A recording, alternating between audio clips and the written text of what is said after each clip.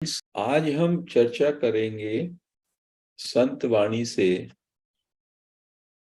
कि जीव, individual soul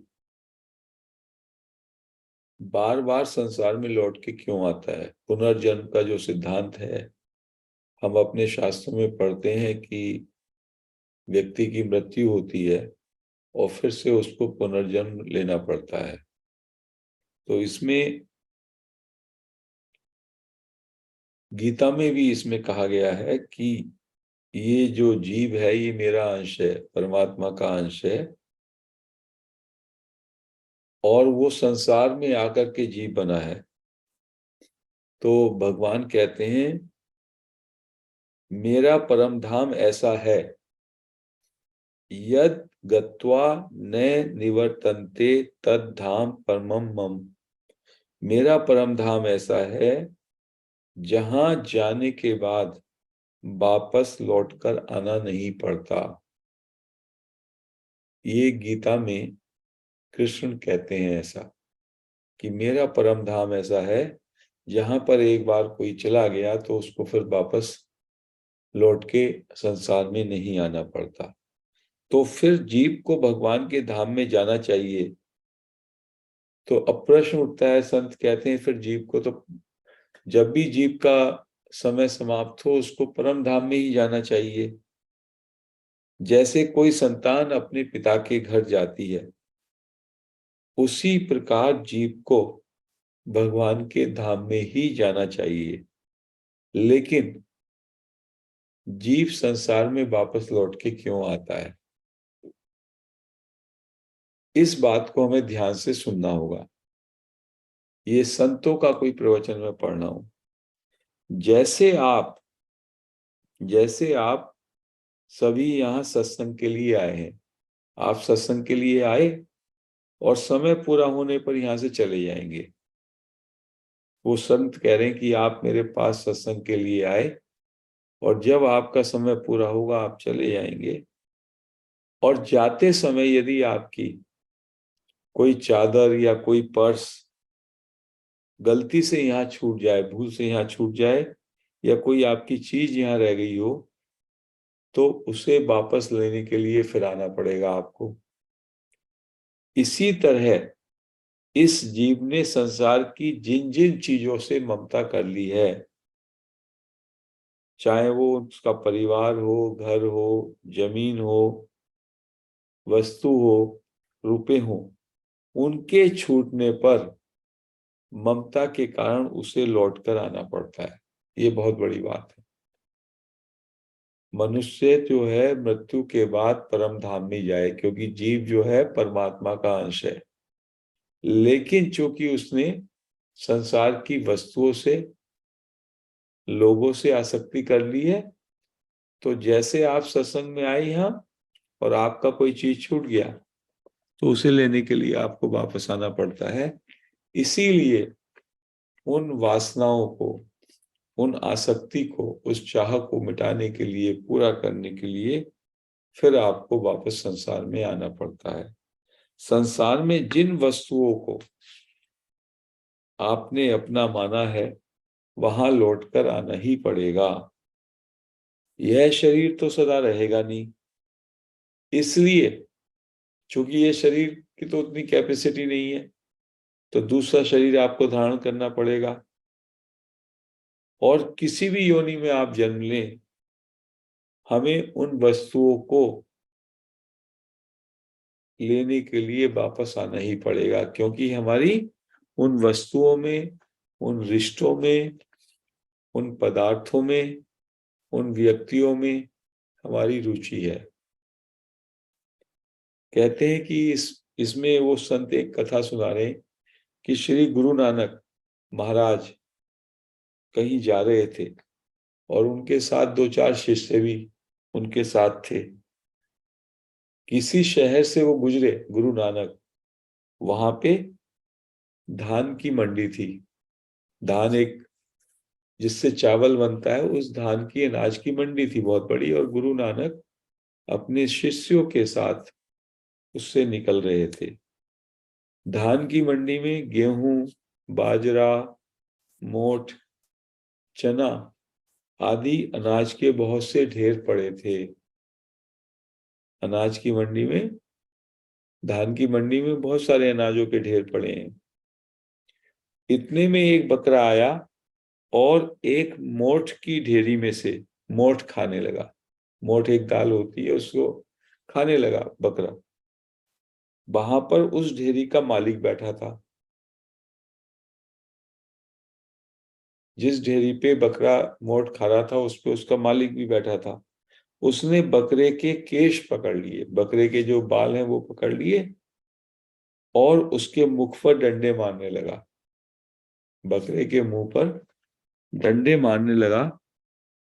काफी मारपीट के बाद उसने उसके मुंह से वो दाने निकलवा लिए। जो दाने खाए थे बकरे ने, मुंह पे डंडे मार मार के वो भी निकलवा लिए। इस दृश्य को देखकर गुरु नानक जी महाराज हंसे। गुरु नानक जी महाराज इस दृश्य को देखकर हंसे। साथ में चल रहे शिष्यों को भी आश्चर्य हुआ। उन्होंने पूछा, महाराज बकरे के तो मार पड़ रही है और आप हंस रहे हैं। संतों की तो हर क्रिया किसी प्रयोजन से, किसी उद्देश्य से होती है। अतः महाराज हमें बताए कि आप हंसे क्यों। गुरु नानक के शिष्यों ने पूछा, हे गुरु जी, आप हमें बताइए, आप बकरे को जब मार पड़ रही थी आप हंस क्यों रहे थे। तो गुरु नानक ने बोला, देखो जो ये माल मार रहा है वह बनिया इस बकरे का बेटा है। जो अभी मार रहा है बकरे को, वो बकरे का बेटा है। और यह बकरा जिससे मार खा रहा है उस बनिए का बाप है। इससे पहले जन्म में यह इसी दुकान का मालिक था। इस दुकान में उसका बैठने का स्वभाव था।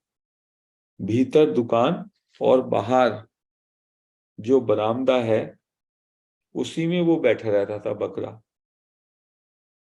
इसी कारण आज भी रात में बकरा यहीं बैठता है। बकरा का जन्म हो गया, जब मानव योनि छूटी तो दूसरे जन्म में वो बकरा बना, लेकिन बकरा बन के भी वो उस बरामदे में आके ही रात को बैठता है। उसको याद नहीं, बकरे की योनि में आके उसको याद नहीं ये सब, लेकिन उसका संस्कार है तो वो अभी भी आके वहीं बैठता है। लेकिन जबकि उसको याद नहीं, बकरे को वो जगह अच्छी लगती है। इसने बड़े बड़े देवताओं की मन्नतें मांगी तब इस पुत्र को पाया था। पिता ने पुत्र के होने के लिए ईश्वर से प्रार्थना की, देवताओं से प्रार्थना की, तब उसको पुत्र मिला। कमाया हुआ बहुत सा धन इसी बकरे का है।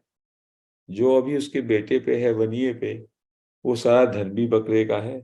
लेकिन आज थोड़े से दाने में भी इसका हिस्सा नहीं। आज क्या स्थिति है कि थोड़े से दाने भी बकरे को नसीब नहीं है। उसे मार पड़ती है और मुंह से दाने निकाल लिए जाते हैं। लोग फिर भी संग्रह करते हैं। लोग अपना जीवन पैसा कमाने में, संग्रह करने में लगाते रहते हैं। यह जीव जिस किसी भी वस्तु या जगह में आसक्ति या वासना रखेगा, उसे मृत्यु के बाद चाहे कोई भी योनि मिले उसी जगह आना पड़ेगा। पशु पक्षी चिड़िया चूहे आदि उसी घर में जाते हैं जिसमें पूर्व जन्म में रात था। पहले जन्म में जिस जगह से रात था उसी में आते हैं। आप जो है चूहों की दवाई रख देते हैं, बिल्ली को मारते हैं या पैसे वो नहीं देते, कुत्ते को खाना नहीं देते। ये समझिए जो भी आपके इर्द गिर्द चारों तरफ चल रहा है, कहीं ना कहीं उसका देन लेन है, ऐसा संत बोलते हैं। ऊंच नीच योनि में जन्म होने में कारण है गुणों का संग, आसक्ति और प्रियता और वासना। ये चार चीजें। गुणों का संग, आप आपका सतोगुण ज्यादा है, तमोगुण ज्यादा है, रजोगुण ज्यादा है, आपकी आसक्ति कितनी रही, आपकी वासना किस चीज में है, और आपकी प्रियता किससे है। जो जड़ चीजों में प्रियता रखेगा उसको लौट कर आना पड़ेगा। जिसकी जड़ वस्तु में आसक्ति या प्रियता नहीं है और भगवान के साथ प्रेम है, वह भगवान को प्रिय हो जाएगा। इतनी विलक्षणता है कि अंत काल में भी भगवान का स्मरण करने वाला निसंदेह भगवान को प्राप्त हो जाता है। तो इसलिए कहते हैं कि अंत काल में भगवान को स्मरण करें। लेकिन अंत काल में स्मरण करने की आपकी संस्कार तभी बनेगी जब आप लगातार स्मरण में रहें, नाम स्मरण में रहें, ज्ञान मार्ग में रहें, सुमिरन में रहें। तब अंत काल के स्मरण से भी जीव भगवान को प्राप्त होता है, क्योंकि भगवान से उसका घनिष्ठ संबंध है। क्या है? भगवान से जीव का घनिष्ठ संबंध है, वो भगवान का अंश है। भगवान का अंश होने के कारण वह भगवान के सन्मुख होते ही भगवान को प्राप्त हो जाता है। इसमें कोई संशय की बात नहीं है। फिर वह लौटकर क्यों आता है?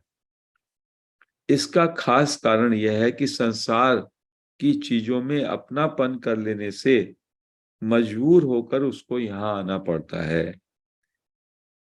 इस जीव का मन संसार में खिंच जाता है तो भगवान फिर वैसा ही मौका दे देते हैं, अर्थात जन्म दे देते हैं। इसलिए जीव को उचित है कि यहां रहता हुआ भी निर्लेप रहे। हम लोगों को जरूरत है सीकर्स को, हम निर्लेप रहें, भीतर से कोई ममता या आसक्ति में ना फंसें। उसका क्या उपाय है? उसका उपाय है कि ये सब ठाकुर जी का संसार है, ये सब भगवान का संसार है, ठाकुर जी का परिवार है, ठाकुर जी के रुपए हैं, ठाकुर जी का घर है। हम तो ठाकुर जी का काम करते हैं, मुनीम की तरह रहे। ये जो मालिक बने बैठे हो, ये घर मेरा है, ये दुकान मेरी है, ये व्यापार मेरा है, कि पैसे मेरे हैं, सब ठाकुर जी का है, ऐसा मान ले। मैं तो केवल मुनीम हूं, मालिक ना बने। जो काम करें उसका एहसान ठाकुर जी पर रखें कि महाराज हम आपका काम करते हैं। हमारा यहाँ पे क्या है? परिवार आपका, घर आपका, धन आपका, जमीन आपकी। यही सच्ची बात है। क्योंकि जब जन्म जन्मे थे तो नंगे थे, एक धागा भी पास नहीं था, और मरेंगे तो यह लाश भी यहीं पे पड़ी रह जाएगी, लाश को साथ भी नहीं ले जा सकते। तो धन संपत्ति वैभव परिवार साथ में ले जा सकेंगे क्या? संत पूछ रहे हैं, अरे जब आए थे एक धागा भी तो नहीं था, नंगे थे, और जब मर जाओगे तो अपनी लाश को भी नहीं ले जा सकते, और आसक्ति करते हो वस्तुओं में, संसार की वस्तुओं में, संपत्ति में, धन में। साथ में लाए नहीं, साथ में ले जा नहीं सकते, और यहाँ रहते हुए भी इन सबको अपने मन मुताबिक बना नहीं सकते।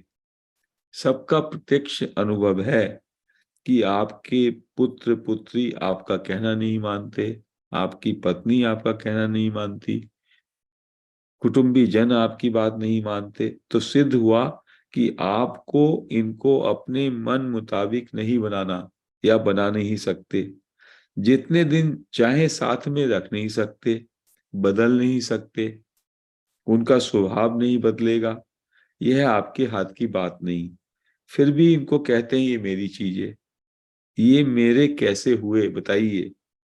अतः मानना ही होगा कि ये सब, ये परिजन, ये परिवार, ये कुटुंबीजन, ये संपत्ति, ये संसार की वस्तुएं, ये मेरा कुछ नहीं है, ये भगवान के दिए हुए हैं और भगवान के हैं। जैसे हमें सत्संग के लिए कोई जगह मिल जाए तो वो जगह हमारी नहीं है, किसी ने हमें दी है, और यदि हम इस पर कब्जा कर लें, ये तख्त हमारा, बिछोना भी हमारा, माइक भी हमारा, क्योंकि हम इस तख्ते पर बैठे थे, इस माइक पर बोले थे, तो ये बेईमानी होगी। इसी तरह भगवान ने हमें धन, संपत्ति, वैभव, कुटुंब आदि सेवा करने के लिए दिए हैं। अच्छी तरह से प्रबंध करो, सबको सुख पहुंचाओ, पर उसका मालिक बनकर ना बैठो, क्योंकि ये मालकियत सदा न रहेगी, ये अपने साथ ना रहेंगे। क्या हम इन वस्तुओं के साथ रह सकेंगे? क्या हम इन कुटुंबीजनों को, इन संबंधियों को अपने मन मुताबिक बदल सकेंगे? क्या इन पर हमारा कुछ भी वश चलता है? नहीं चलता। फिर भी हम उन्हें अब हमारे मानते हैं, और जो भगवान हमारे हैं, जिसका हम अंश हैं, उसको अपना नहीं मानते। इस कारण ही वस्तुओं में, रिश्तों में, प्राणियों में आसक्ति के कारण हमें बार बार यहाँ आना पड़ता है।